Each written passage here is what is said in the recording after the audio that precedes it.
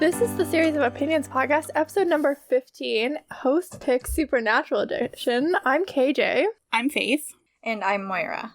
And we are three women who are discussing different aspects of some of the best and worst media in our lives. And today we are rounding out our Host Pick series, where each of us picked an episode from a show that the other two hosts hadn't watched, and now we're discussing them. And my choice today was Supernatural. But before we get into that, let's see if there are any recommendations. Faith, do you have any? I only have one this week. I have been really taking it easy, catching up on YouTube and Vlogmas videos, but what I've been watching on Netflix is Ozark.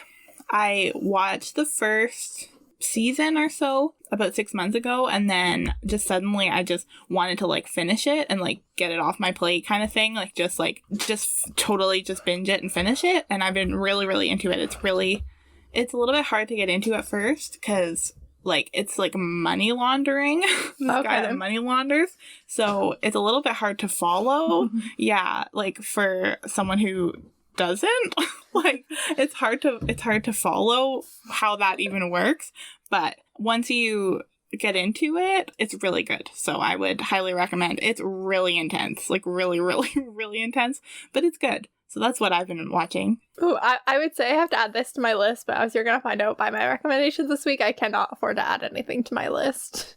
The list is full. Yeah. The only thing that I have to recommend this week is The Rookie. I started watching it about 4 days ago, and it's only 2 seasons, and the 3rd season came out yesterday, so I'm caught up, and it's just this show about a middle-aged man who decides to become a police officer, and so he's going through all the stages of becoming a police officer much later in life than all the 20-year-olds around him, which it has been really fun to watch so far. That sounds very fun. Okay, everybody, brace themselves. I have a lot of recommendations this week. Just to get this first one off my plate. The first one is Hunting Warhead, which I recommended back in, I think, episode 8. And when I recommended it, I'd only listened to 3 or 4 of the 6 episodes. And so I just wanted to reiterate that the content deals with child abuse. And I finished the other 2 episodes, 5 and 6, today. And I did not realize that in episode 5 there would be audio of the offender, like an interview with the offender. So, just additional content warning on that. That can be really upsetting for people to hear and definitely can stir up the emotions hearing from someone who abused children so horribly. Mm-hmm. And then I just want to redeem that by saying that one of the things that I like so much about this podcast is the host, whose name I did not look up before this, just because he's very clear with the listeners that he is anti-child abuse. He's not trying to justify this person's actions. And also something that is partially the host and partially the editor is anytime we hear from someone else, we'll hear an audio clip, and then he'll go and he'll explain who that person is, even if we just heard from them. He'll just remind us who they are and how they're connected, and then we'll hear more from that person every time, even if it's within the same episode. And we need that. That's the audio equivalent of consistent lower thirds, and we need it. Yes, that's amazing. My next one is only also kind of a half recommendation, and that's our own episode 12, which was our New Year's episode. And I just wanted to recommend it because we just shared so many great things that we enjoyed in 2020. And the whole episode was just chock full of just great recommendations. If you're ever out of things to watch, not just our recommendations section, but our whole episode was just filled with recommendations. So to get to some of my more real recommendations, I don't know if I recommended this one actually on the podcast or just one day when we were pre or post recording, but I want to recommend the YouTube channel Dylan is in Trouble. He watches first and last episodes or entire movie franchises and just reacts to them. And, the first and last episode ones are really funny because, he has no middle context for who anybody is in the final episode. He just recently did all the 8 Harry Potter movies for the 2nd time. And, I really found it good because he ships Harry and Hermione, which is not the directions that the film take, which is both funny and endearing. And, as it's, not happening, there's, increasing frustration. But also, same. If I had to pick a Harry Potter ship, that would be it. So I related to the struggle. And then also, I want to recommend Letterkenny, which just had a new season come out. It's funny. It essentially takes place in the area that we're from, so it has this homey feel for me when I watch it, and it's just really, really funny. Mm-hmm. And then this one I've recommended before, and I forgot to look what episode it was that I recommended it, but Cobra Kai, a new season just came out in the new year, and I binged the 10 new episodes in 24 hours. If you love Karate Kid, it's such a great show, and it's just like so wonderful at showing that everyone's the hero in their own story, but like could be a villain in someone else's. Every time there's like a few characters who are like awful, and every time you like are just like, I hate this character, then you just like get a reminder that like this person doesn't see themselves as a villain, they see everyone else as the villain, and you're like, oh yeah, bad things happen to them too. There's no characters who are like inherently good or bad, and it feels very human, especially because it's like based off this movie where there was a clear hero and a clear villain. Yeah, that's cool. I really like that. And then my final recommendation is like multi-parted, but it's themed with the episode, so we're just gonna go for it. And that is Jensen Ackles singing.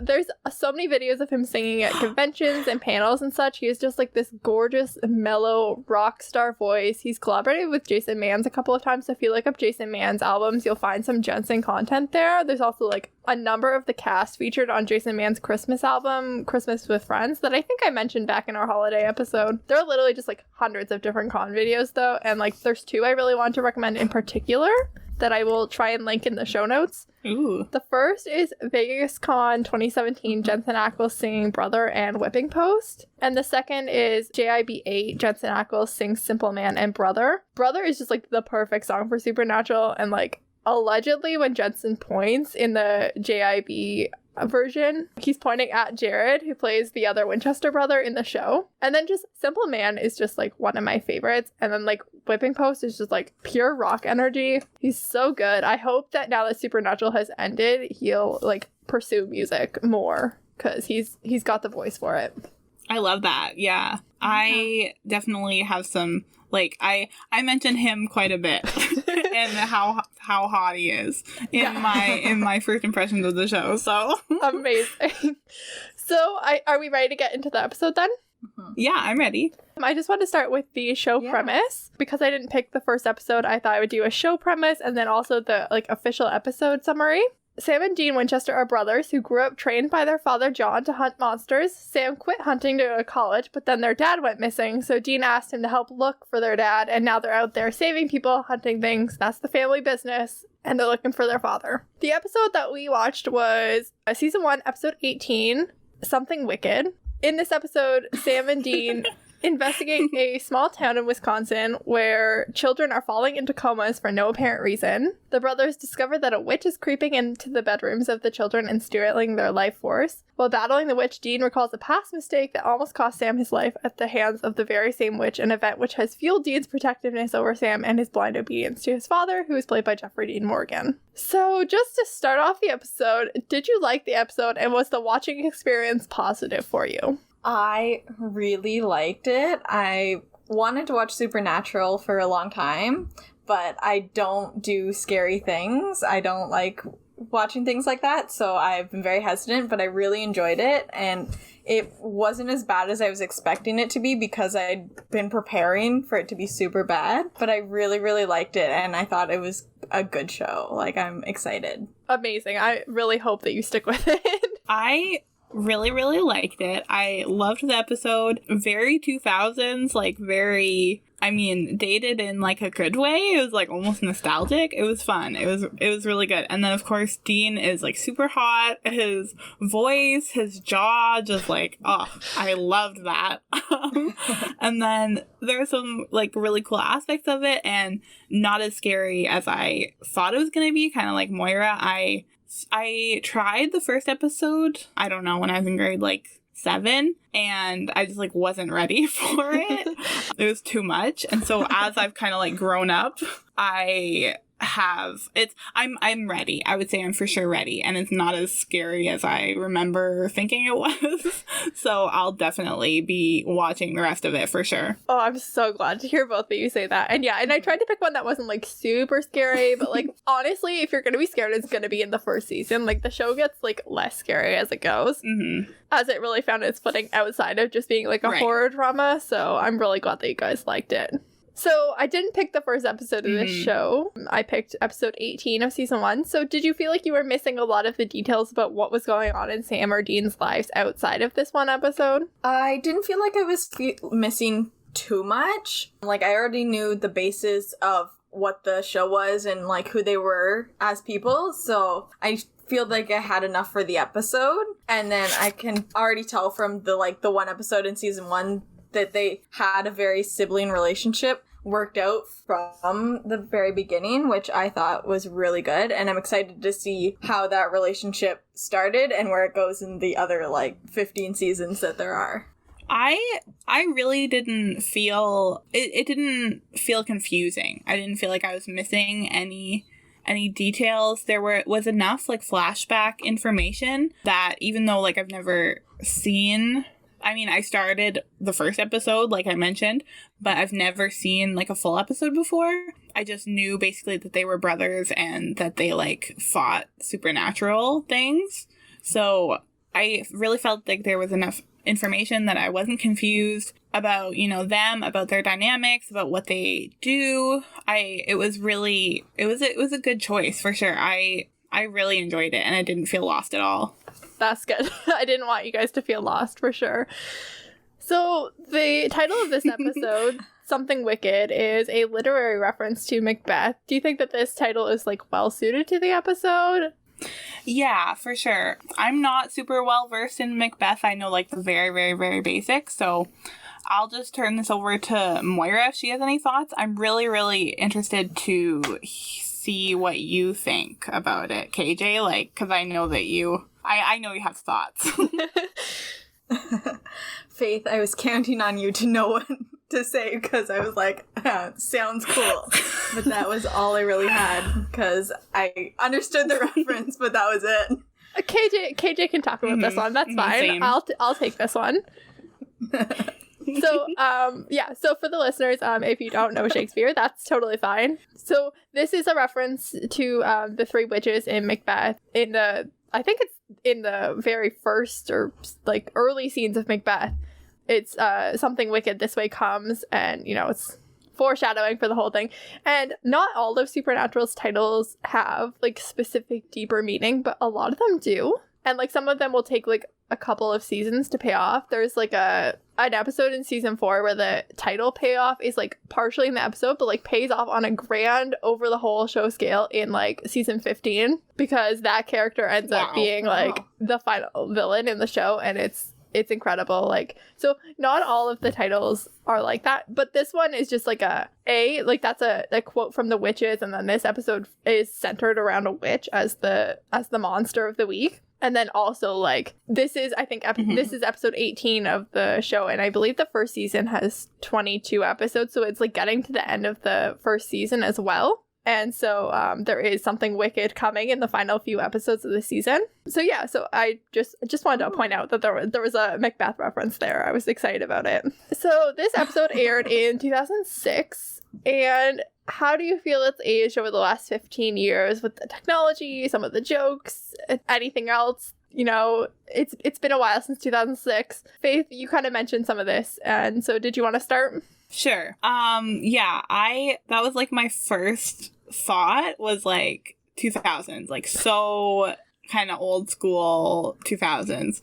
The technology is so funny. The phone that Sam looks at is hilarious. And the website too it's I just thought of every graphic design rule that I've ever been taught is broken in 2 seconds in that shot. It was really funny. And the jackets even that they wear very 2000, the popped collar and just the colors and the fashion. It's so funny. But it's has a feel of 2000s that is really charming almost. I don't know. I really liked it. I liked the style of it. And then also they drive off at the end without wearing seatbelts. I'm okay, at least I guess in 2006 we didn't wear seatbelts. Oh, love that. Their car is from 1967, so their car actually doesn't have seatbelts because seatbelts weren't a thing back then. Oh my gosh. Their car has 2 bench seats and no seatbelts. Oh, that just blows my mind. Oh my god. Wow. Okay, so I mean, I get it, I guess now, but to get them installed? I mean, Yeah, are you serious?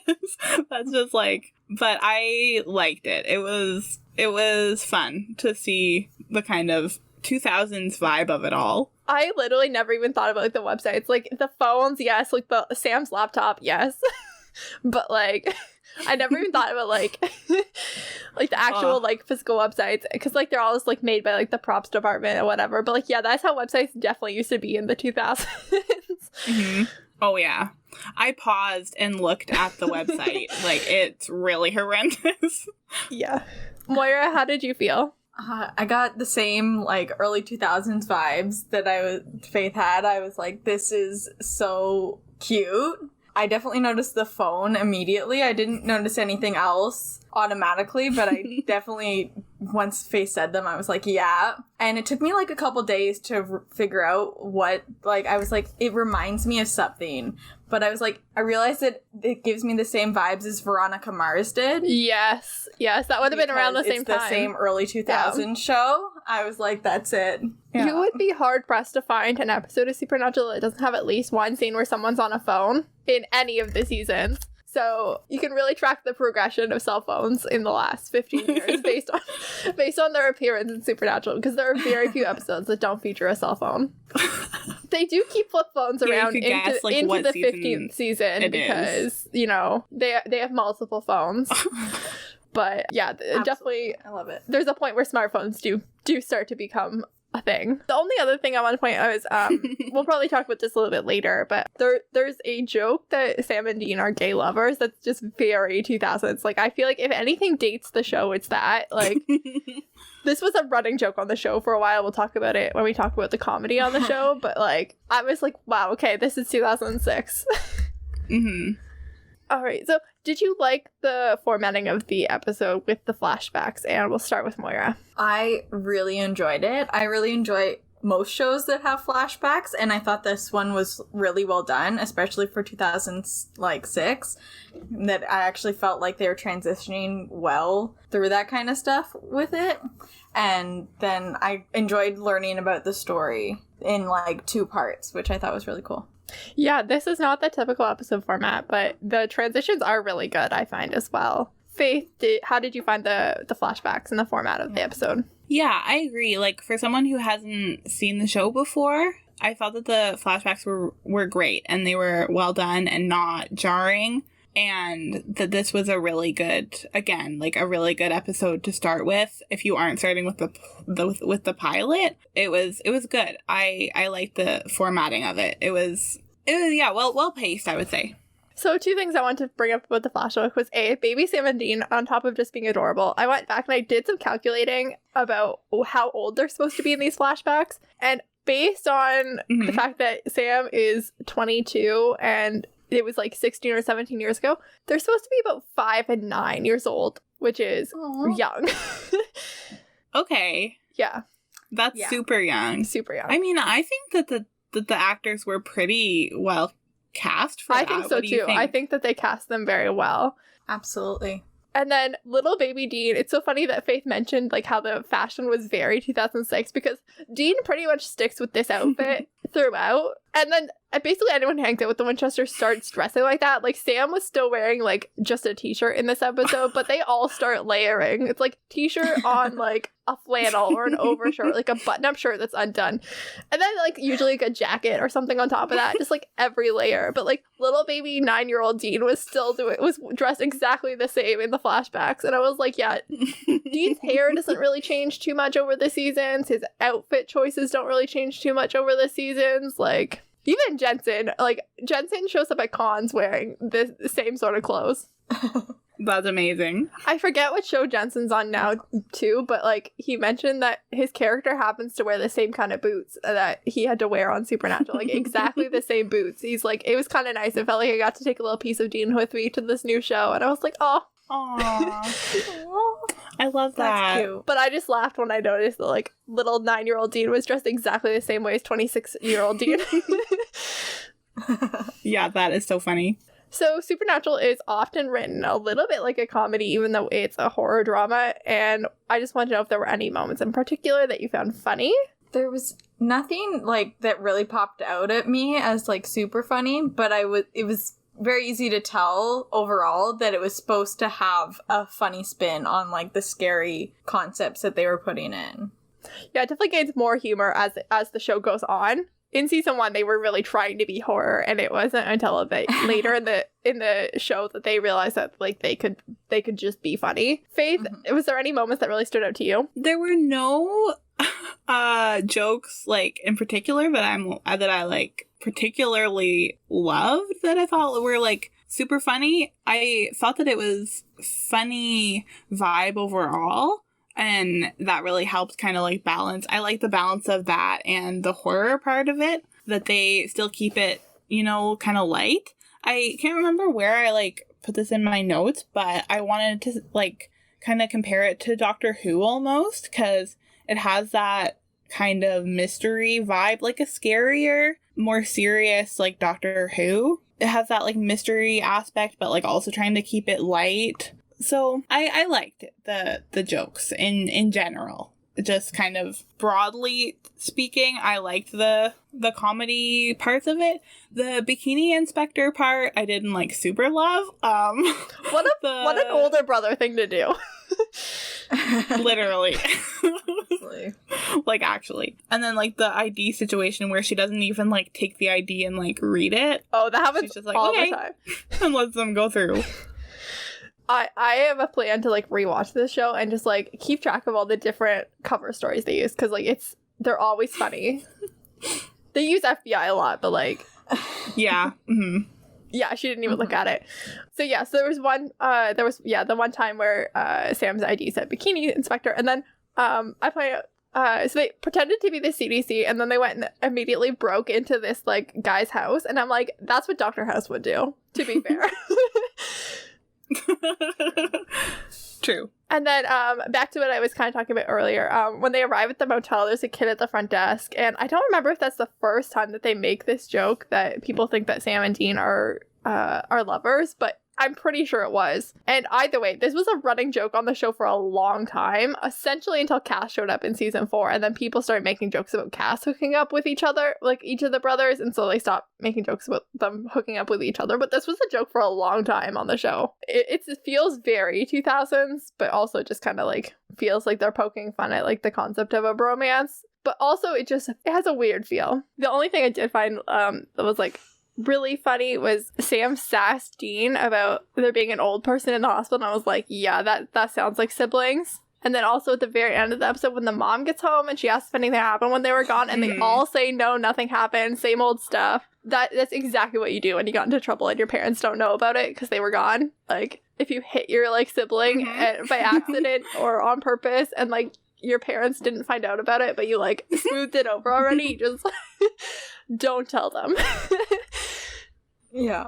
Okay. Yeah, I agree. Yeah. I like those moments too. Those were good. Yeah. It felt very brotherly in like a not as serious way as some of the flashbacks. Mm-hmm. So the monster of the week this week was a type of witch called a Striga, who consumes the breath of life or vitality, mostly eats kids, and then is invulnerable to all weapons devised by God and man, which was just like such a well-worded phrase. And I just want to know what you guys thought about the monster of the week, if it was not that scary, if it was too scary, or if you like wanted more detail than you got, or if there was too much detail. I thought it was like scary in the way that it's like terrifying to think of that intense fear, like of the unknown that you have as a kid, and like telling yourself with like everything that you have that it isn't real and that you don't need to be scared. And then in this case, like it really is real. Like the shadow in the window actually is real. I thought that part of it was really scary, that I can put myself there, like being a kid and just going under the covers and just like saying like it's not real, whereas in this situation it actually is. And I don't know if there's like more details in other episodes, but like the actual history of this monster was a little bit confusing as to like why it actually feeds on children and why it has to feed at all, and like why every 25 years, like does that keep it alive for 25 years?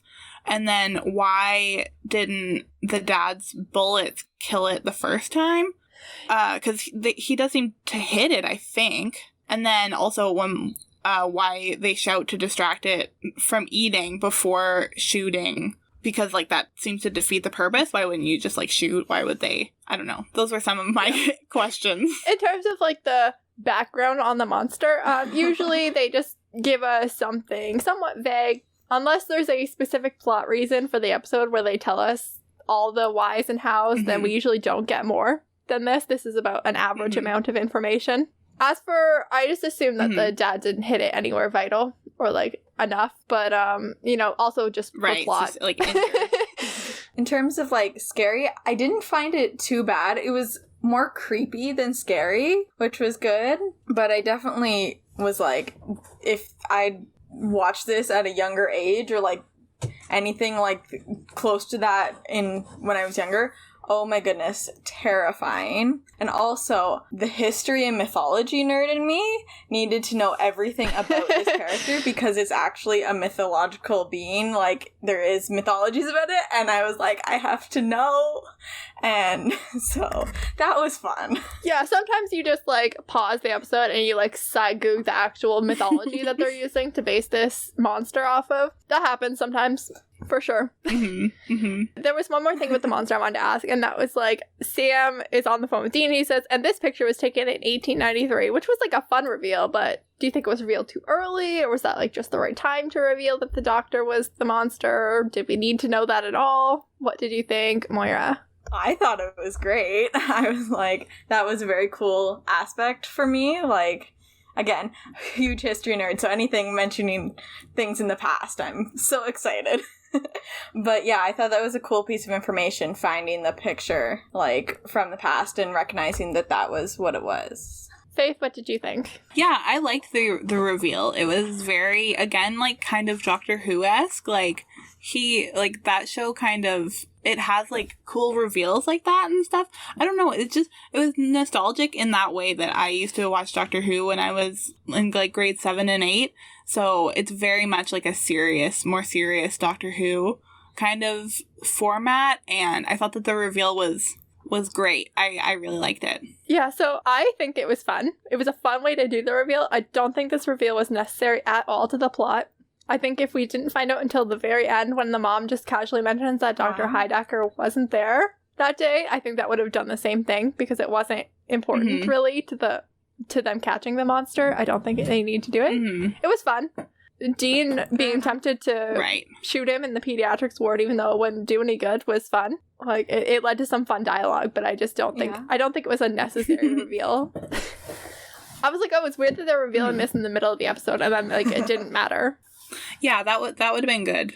Fair enough. Yeah, I don't think that crossed my mind at the time, but I agree. That would have been a cool thing. Yeah, we actually haven't, seen him since last night kind of thing. Yeah. I agree, for sure. I've seen this episode at least 6 to 8 times, so I have time to be picky about it.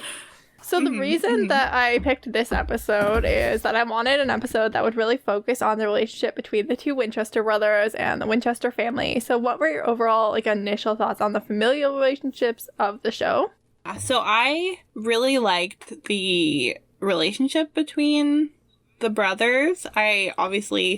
We'll talk about this in a little while, but we're all siblings and we're all older siblings, so I thought that it was really heartwarming almost, their relationship, and I like the back and forth kind of banter they have sometimes, and just the overall protection aspect of being an older sibling. I thought it was really interesting and really fun, and again, kind of heartwarming to see the brothers interact.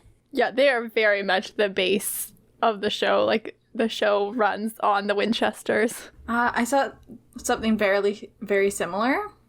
I thought they had a very sweet relationship, and I got it that from the very start that they had a sibling relationship that was very close to real-life sibling relationships, because their sibling relationships are very hard to put on screen, because the people you grew up with, you get some weird habits with people like that, but it's also genuine care for a person so much that it's I thought they did the sibling relationship really well. Yeah, from this already show one episode. is really good at like balancing, like sometimes you want to kill your younger sibling and sometimes you would kill anyone else to protect them. Like this show really hits that balance in such a good way. So one of the first things that we hear Dean say in this episode is, "I'm the oldest, which means I'm always right." And like Faith said, we're all older siblings. Be honest, have you ever said this to your younger sibling? Yes or no? So absolutely. I have either said this exact thing or like implied it. Sometimes you've gone through the exact same thing in the exact same circumstances, either the same, people, the same situation, and you just want to convey that you actually know better. So just listen. Just listen to what I'm saying, and because I just know. So I've definitely said this before. I have absolutely said something very similar to this because obviously older siblings are always right. I asked my sister and both my parents, who are all youngest siblings, if they agreed with me. They did not, but it was a funny interaction to watch that. Oh. I wish I had thought to ask my parents because my parents are both older siblings and I know I've definitely said this and I know that my brother would never listen to me. Once Asher gets sick, the younger brother of Michael, who we're gonna hear a lot about in this episode, Dean immediately says to Sam, "I want it dead." And do you think that this comment is a general hate for monsters, which Dean certainly has, or because in Dean's mind, Asher is Sam because of the past incident that we get to see? And we'll start with Faith. Yeah, I would definitely say that it's a personal vendetta against the monster because he knows how it feels to be a big brother that's put in charge of taking care of his little brother. And in this case, there was no one there to save Asher like his dad saved Sam. So he knows the pressure and the feeling of helplessness that the child being put in this protector role feels. So I think it's definitely like personal feelings in that situation rather than like general unbiased monster hate. That's very true. I honestly think that it's a bit of both. This is very obviously a very personal case for him and he has all these feelings because of what happened to Sam, but I also think that Dean wants just all monsters gone because of the experiences that he had as a child. And later we're going to talk about how Sam doesn't want there to be monsters, but I've got the sense that Dean doesn't want there to be monsters either, but he wants them to be gone because of him, and he wants to get rid of them all. And that's something very different in the way they're going into fighting monsters, which I noticed from that. Yeah, so this next question is kind of almost like a reverse or a continuation of that one.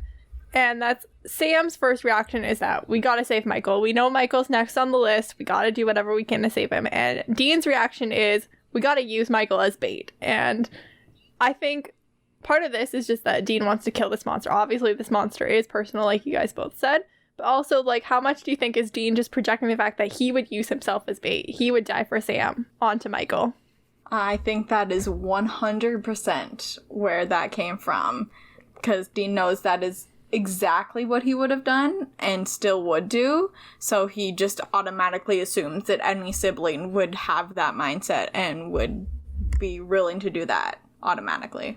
Yeah, I agree. I think that there's a lot of projection happening and that he is putting himself in those exact shoes of course I would die for him, so like he will too, past the point of like being empathetic in the situation where he's an adult and this kid is a kid and that he's going to be put in danger. Just like totally the projection kind of overpowers that fact that he's, still a child and he should be empathetic to that.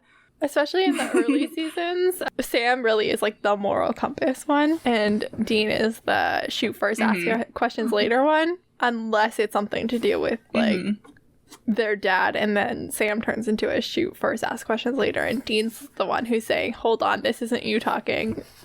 There's a really cute scene in this episode where it's Michael and Sam and Dean says he'd do anything for his little brother, and like Sam's in the background, and it's just so cute. You said you're a big brother. Yeah. You take care of your little brother? You do anything for him? Yeah, what? Me too. I'll help. I just wanted to bring that up while we were on the topic of Sam and Dean and Michael. Mm-hmm. It's really sweet because Sam knows that he's talking about Sam, but Michael doesn't know that Dean's talking about Sam, and it's just adorable. Serious question.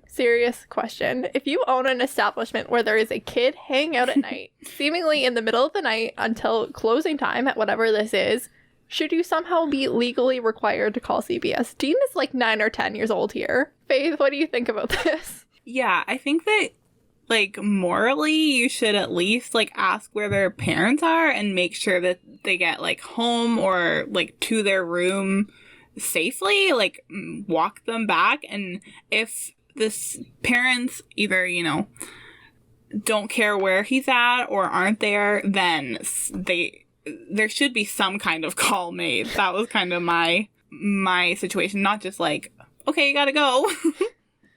Moira, what do you think?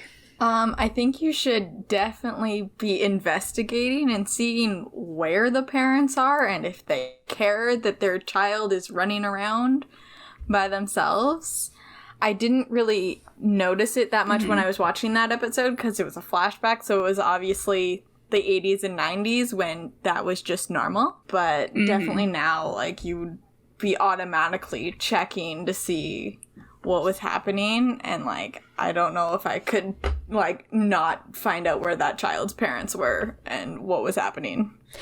Yeah, you're obviously right. This was approximately 1988 or so yeah, definitely a different time. But also, like, this is a 9 or 10-year-old and a 5-year-old, and they've been left in this motel for 3 days with no parental supervision or adult present of any kind. That's wild. That's all kinds of feels about that. And as you watch more of the show, you'll find out that, like, that's, like, things happened when Sam and Dean were kids. Even, like, it might not be, there'll be, like, references to them, like, not having food or, like, being left alone for long periods of time. This was not like a one-time thing. This wow. This happened pretty much, I think. You know, it's hard to say when Dean would have been, like, old enough to start looking after Sam like this, but this clearly wasn't his first time looking after Sam like this, and was definitely not the last. Right. So how do we feel about John yelling at Dean? I have some pretty strong feelings about John Winchester in general, so I just wanted to know what you guys think. Yeah, so there's so much pressure put on Dean to be a protector when he's just a kid. The whole interaction, I mean, I think that he forgets that he is actually just a kid. And the yelling especially definitely would have instilled this, like, intense feeling of failure, and the idea that John conveys to him without explicitly saying that he cares more about Sam's safety than Dean's in the long run. And it comes off as, like, Sam is the goods to be protected and Dean is the one who has to, like, protect him at any cost. Dean is also a child in the situation and shouldn't have all of this responsibility put, like, solely on him. And even if he hadn't gone out, I mean, it probably wouldn't have made a difference. Like, what would this child have done against the monster? I mean, he probably would have been sleeping too. And John seems, like, super harsh and really unempathetic towards Dean. Yeah, that's exactly it. You said a lot of things that I feel. Moira, what did you think? I think that scene made me so angry because Dean is not a parent. He's not even a teenager. Like, John should not have even left him alone like that at all, because he should not be expecting a 10-year-old to take care of a sibling, let alone protect a sibling from a monster. Like, just leaving them alone with no threats or anything is awful enough. And I think yelling at him was very awful. It is so interesting that you said that Dean's not a parent, because Dean and Sam both really do feel that Dean is a parent a lot of the time. We see them obviously at 5 and 9 or 10 in this episode. Their mom, the whole reason that they got into hunting is because their mom died and Sam was 6 months old and Dean was 4. So we can assume that they've been somewhat on the road like this for Sam's entire life, and that John's been out hunting monsters like this for Sam's entire life, which means that Dean really has been parenting Sam since he was a baby. And even though he's only 9 here, he's probably been parenting Sam for, you know, all 5 years of his life.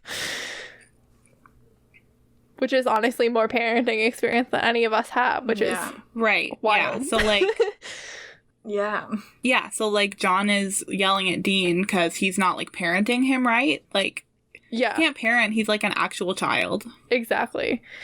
And I think I was going to ask this, but you pretty much answered it. It was like Dean internalized a lot of this interaction, and it's how it impacted who he is as a person.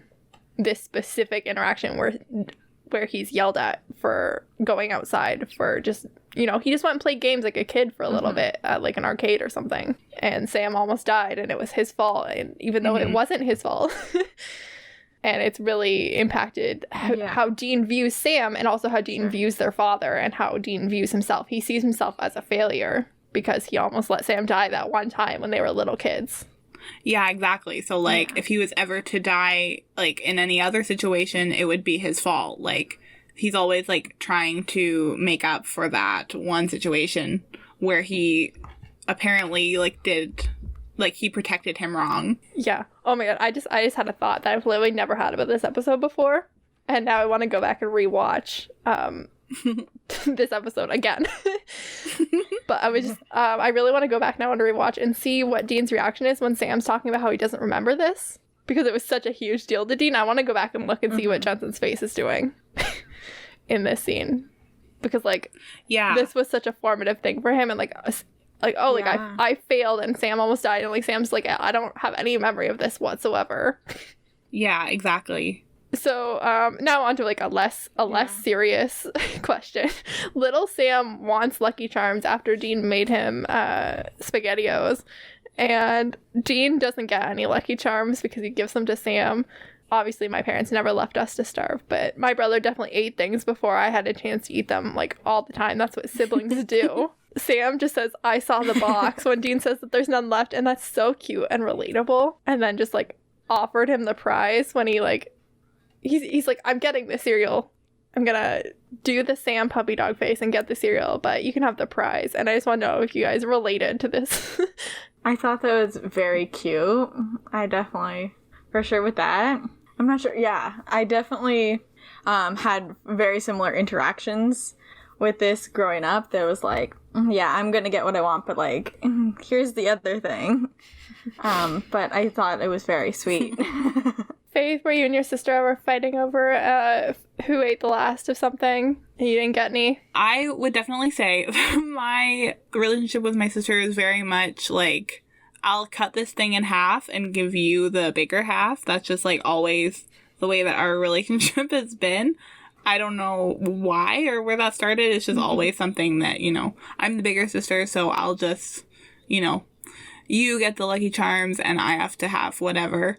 And I think it was really sweet. It was a really cute interaction and really a little kid thing to, you know, rather than split the cereal, I'm having the cereal, but you can have this, like the prize. I think it was really cute. All right. And then Sam essentially apologizes at the end of this episode for like not remembering this or for like not realizing that this thing had happened that like impacted the way that Dean and his father like related to each other. And I just wanted to know what you guys thought of like Sam apologizing and like the actual contents of his apology. So maybe we'll start with Faith on this one. So when the apology kind of started, I thought that it was going to be more about like, sorry that I gave you crap. Cause you're always looking out for me and always want the best for me. But it was, you know, it was just about like following Dad's orders kind of thing. And obviously I don't have like the backstory for this. So I assume that after that he follows his orders like even more strictly after that situation with his dad. And as far as the apology goes, like it was all right. It was a decent man apology, and I would give it a solid 6 out of 10. 6 out of 10. That's very generous. Moira, what did you think? Yeah, Faith basically said everything that I was gonna say about that. I agree completely. That was like an alright apology. I saw where it was, but like I expected it to go in a different way. So I was like, okay. Yeah. Yeah. So without spoiling anything, but to add some context here for you guys maybe that might help with this apology, partially is that, you know, in the search for their dad, Dean's the one who's like, Dad's son is here. There must be something here. But it's also that Dean basically followed their dad's orders like that their whole lives. And Sam was the favorite, so he, like, you know, got a little bit more leeway to begin with. And then also, as Sam got older and he didn't want to be a hunter, he clashed with their dad and he'd question their dad's orders in a way that Dean never would. And Sam obviously didn't understand the context that exists in this episode. And it really culminates. Yeah, that makes sense. In the pilot episode, we find out that when Sam left for college, their dad said, if you go to college, don't come back if you're going to leave us. So, Wow. So there's some tension in the family for sure. Wow. And Dean takes Sam's side on everything except for this like one thing about following their dad's orders. And Sam gives him a lot of crap for it because he's used to Dean taking his side on things. And this was like the one thing that he couldn't. Right. And then now Sam's like, oh, there's a reason. But yeah, as far as man apologies go, not bad. Yeah, that makes sense. That's some good context for Good sure. context, yeah. And so, Agreed. At the end of the episode, Yeah, for sure. Sam wishes that he never knew about the supernatural existing, and I just want to know how he felt about that and how Dean responded to that kind of like wish that felt a little bit like, oh, if I said this in front of Dad, he'd kick my ass. Like, It seems like a very rational answer to being, like, to experiencing this all your life. It just seems like it would have been more simpler, is what he's saying, to not have known about it in the first place. And, like, Dean's response, like, recognizes that, but he also is like, I don't understand it, because that's not the way Dean sees it, which I understand. And he responds very, like, as a sibling would, like, he doesn't want Sam to have had to experience that. I get that for sure. I get what Sam is saying. I think that the world like becomes entirely different once you learn something like that. Suddenly you have to second guess like everything you've ever known, and if you tell anyone, they'll think you're crazy. So you're in this lonely world of knowing about these dangers, but like no one believes you. Like obviously outside of your family in their situation. And as a kid in particular, I'd imagine it would just like rip your innocence right out from under you. And as far as Dean's response goes, I think it's really telling because, like, since he has known since such a young age, he doesn't even consider himself as being in that situation of ever not knowing that these things exist. So instead of saying, like, me too, he just, like, agrees and wishes that Sam could have stayed hidden from that as well. And that it was never an option for him, but the supernatural was something that he, again, failed to hide from Sam. And that maybe he's sorry for that in particular. And sorry that he knows about the supernatural in a way and didn't get to have that innocence that, like, quote unquote, like, normal kids get to. yeah, for sure. This is also like back to the pilot. This is big character development for Dean as well, to have this kind of like more mature answer. There's a scene in the pilot where Sam is questioning the way that their father raised them to fight monsters and makes a comment about how, like, their dad gave Sam a gun when he was afraid of the dark. And Dean's like, well, yeah. And Sam's like, I was 9 years old. He was supposed to tell me not to be afraid of the dark. And Dean's like, well, you should be afraid of the dark. You know what's in the dark. Obviously, you should have been afraid. He was right to show you how to fight it instead of just telling you not to be afraid like a dumb little kid. And like had no concept of the fact that Sam wanted to just be a dumb little kid. And so this episode Yeah, exactly. He was just wanted handled comfort, much better, and yeah. That was was, more like- scary. Yeah. Yeah. Okay, so back to some of the more like plot things that happen in this episode. So, hypothetical situation. You're a kid, two men that you just met tell you that monsters are real and that they need you to be bait. What do you do, Faith? If it was for my sister in this situation, in this specific situation, but in the real world, in our world where these things don't exist, grown-ups don't need your help. And don't let two stranger grown-up men into your house if they say they need your help. Just don't do it. Moira, what do you think? My initial reaction would be run away from the crazy people, because just don't interact in general. But also, as a child, I probably never would have slept again if someone had told me that. Like, just never slept ever again. Yeah, Michael had a rough episode. I think yeah, you're both right. This is not something in real life. Michael's much braver than I think the average child would be. And really loves his brother, apparently. Yeah, for sure. So you're Michael, you take the bait. And so we have a would you rather situation, because Michael has two options here, which are both pretty scary. And he's pretty concerned about both of them. So would you rather have a monster maybe suck out your life force or get shot by two men who claim that they hunt monsters for a living? Moira? Honestly, that poor child. I would rather be shot because I do not do monsters. No, thank you. Faith, which one are you risking? Yeah, that's tough. Assuming, of course, that monsters are for sure real in this situation, I would rather also be shot, because then at least you can get, like, medical treatment, probably. Whereas if you're attacked by the monster, you just get pneumonia and slowly die with, like, no cure, so... Yeah. Yeah, I agree. You've already seen what happens to your brother with the monster option, so, like, yeah, they said the two men who claim that they hunt monsters said that they were good shots. They promised that they weren't going to shoot you. I think you risk it too. Yeah. Yeah. Mm-hmm. Absolutely. All right. So I added a bonus content. One of the most charming things about Supernatural is its classic rock soundtrack, and that the show is somewhat known for like goofy onset hijinks. And there wasn't a lot of goofy onset hijinks or super rocky moments in this episode. So I asked my host to also watch this clip of Jensen Ackles lip syncing Eye of the Tiger, which was part of an end or mid-credit scene at the end of season 4, episode 6, Yellow Fever, but gave away zero plot, so it was safe to watch. So did you guys watch that, and what did you think? And we'll start with Faith. Yes, I did watch it, and I thought that it was so cute and charming. I loved it. I watched it multiple times. And I wrote these notes like a while ago because we took a little break for Christmas, and underneath this point, I just have in quotation, "God, you're a fox," like from Hamilton. So that was my reaction, obviously. And then it's just so hot and charming, and I love him. I loved it. I love this clip. Moira, what did you think about this clip?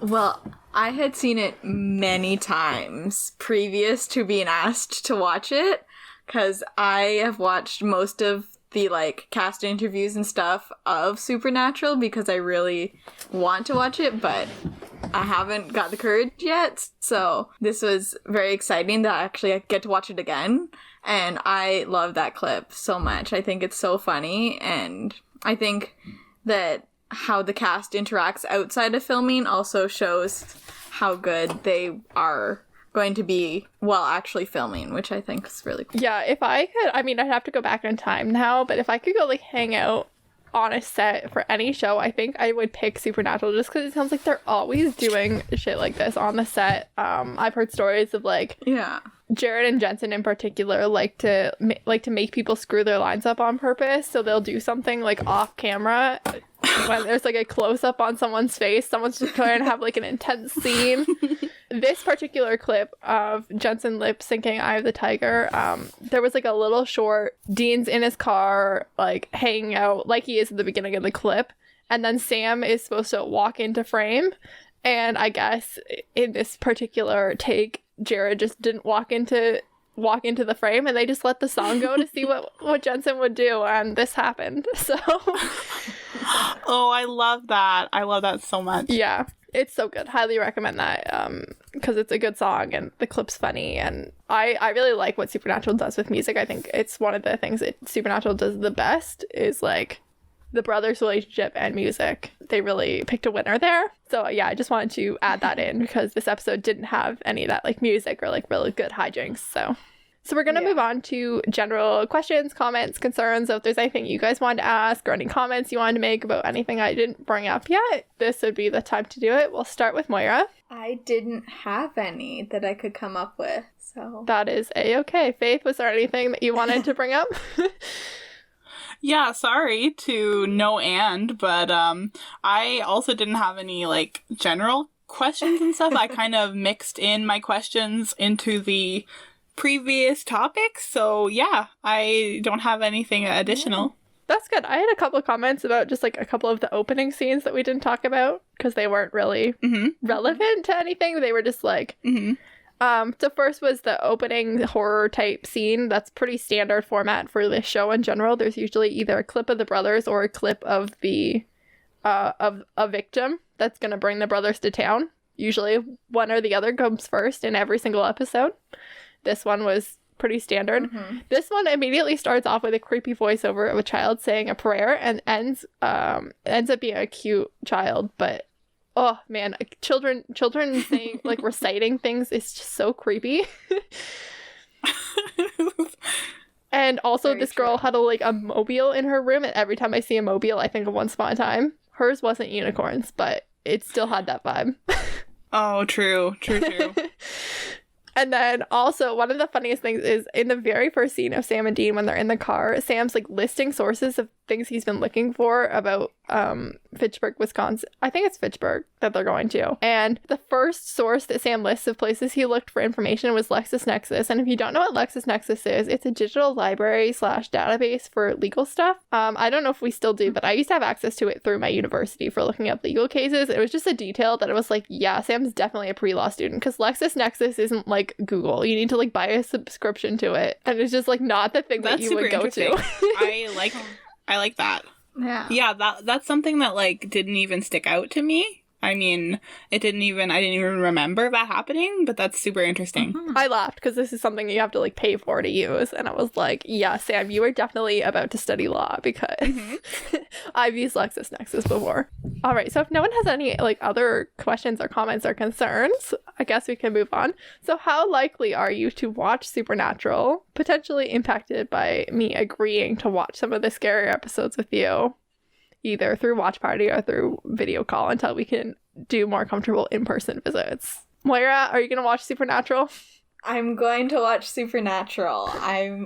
Really want to watch it because I want to see the interactions of the siblings. So, yeah, I'm excited. Faith, how about you? Yeah, I would say I'm very, very, very likely to watch it, especially after seeing that outtake video, for sure. It's definitely something up my alley, and in this spot in my life, I'm going to finish Ozark and then probably start kind of switching between Supernatural and CSI Las Vegas, which I'm working on finishing as well, which has 16 seasons. So I am definitely going to watch it.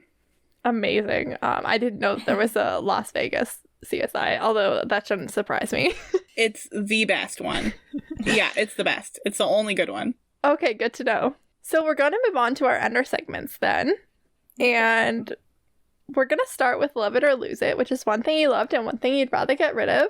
And I think we're going to take the recommendation that we kind of had in episode 12, and we're going to start with Lose It and then do Love It, so that we're ending on something that we love, because, you know, we don't want to end on a bummer. Moira, do you want to go first with a Love It or Lose It? For sure. My Lose It was nothing, because it was exactly what I was expecting it to be when I started watching it. And the thing that I loved most was the sibling relationship. Faith, did you have a Lose It and a Love It? Yeah, so the thing that I said for Lose It was the 2000s technology / like website design, because that like made me like barf in my mouth a little bit. And then I loved Dean because he's so incredibly hot. And then I also loved the good guys versus bad guys vibe of it all. It's like, I wrote that it's like CSI meets Scooby-Doo meets Doctor Who, and like also mix in some horror. So like, Amazing. I loved that. So. I cannot wait until you guys get to the Scooby-Doo crossover. Oh my gosh. I didn't realize that was a thing. You have to watch 13 seasons of the show before they reward you with the Scooby-Doo crossover where Sam and Dean get sucked into an episode of Scooby-Doo and get to hang out with the Scooby Gang for a while, but trust me, it's worth it. Doesn't matter what happened in the first 13 seasons, it's worth it to get to that episode. My lose it is John Winchester. Love it. He can, to quote Ellen Marsh of Obsessed with Disappeared, ingest a satchel of Richards, and then he can rotate 180 degrees and survey the vast amount of off which he can buck. I hate John Winchester.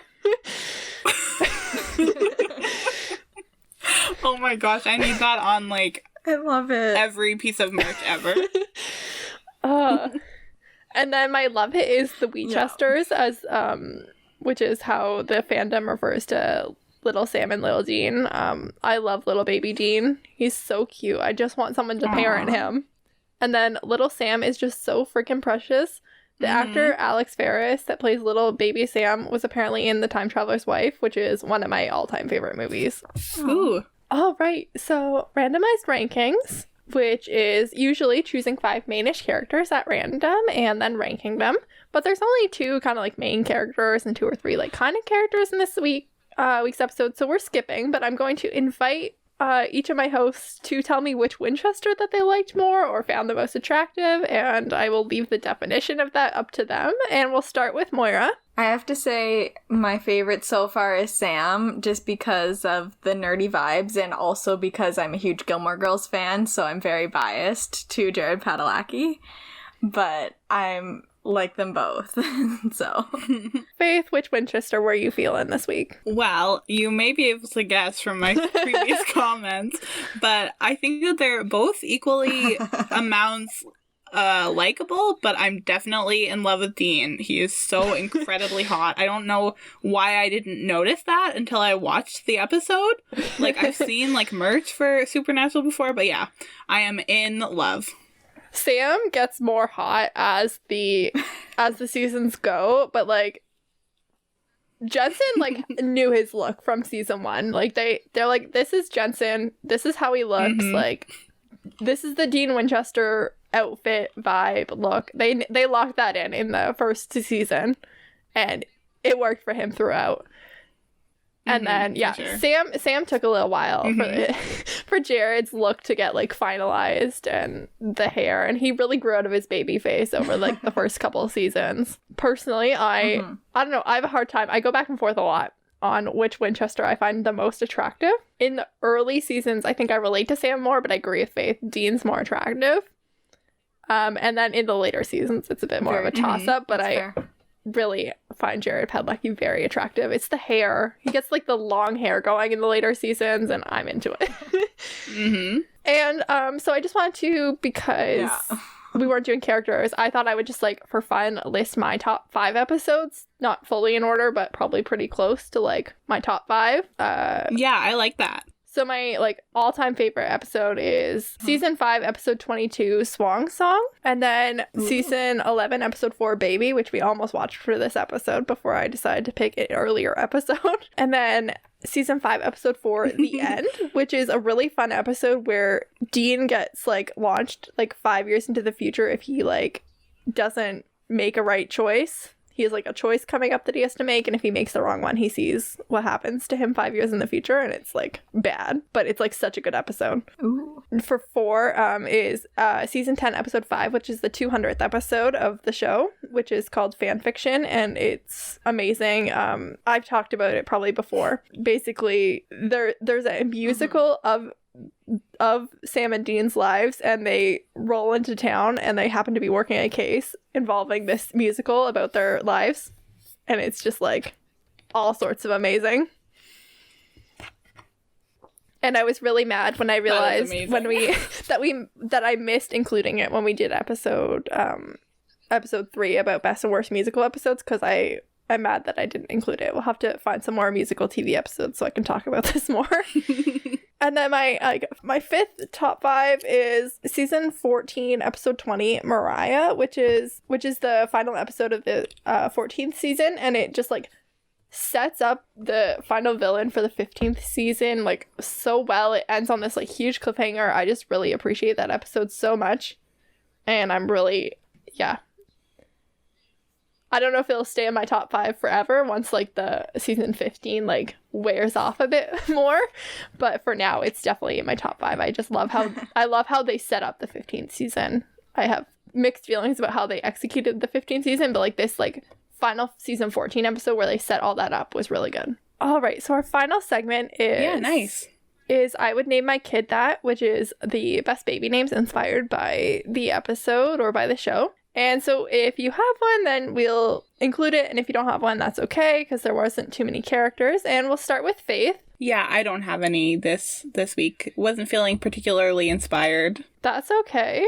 Moira, did you have any? I did not either. That's okay. They had nice names, but yeah. I had one that wasn't entirely like episode related, but I really like the name Jensen. Not only because it's a reference to Jensen Ackles, of course, who, as stated, I'm a fan of, but also Billy Jensen from Murder Squad / I'll Be Gone in the Dark / Chase Darkness with Me. Yeah. Yeah, I think I just really like the name Jensen a lot. Yeah, I love that. All right, so that is our episode for this week.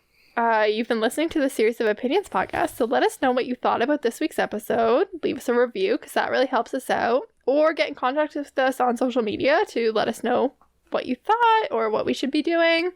You can email us at seriesofopinionspod@gmail.com. And we are Series of Opinions Pod on Tumblr and Instagram. And at Series of Opinion with no S on Twitter. And you can talk to me directly about all things supernatural because I can't shut up about it. And you can find me at Life Messes of KJ on everything. Moira, where can we find you? You can find me at Moira_Frisk on everything. And you can find me at Miss Faith Ann on everything and at Faith Ann Art for all of my art things. Great. And next week, we're going to be talking about all of our wishes for a potential end of Grey's Anatomy, whenever that may be. And so we will be back with that next week. Mm-hmm. This episode was written, produced, and recorded by us. It was edited by me, Editing KJ. Our logo is by Faith Ebert, who you can find at Faith Ann Art. And we will be back next week with a new episode. Thanks for listening. Bye! Bye!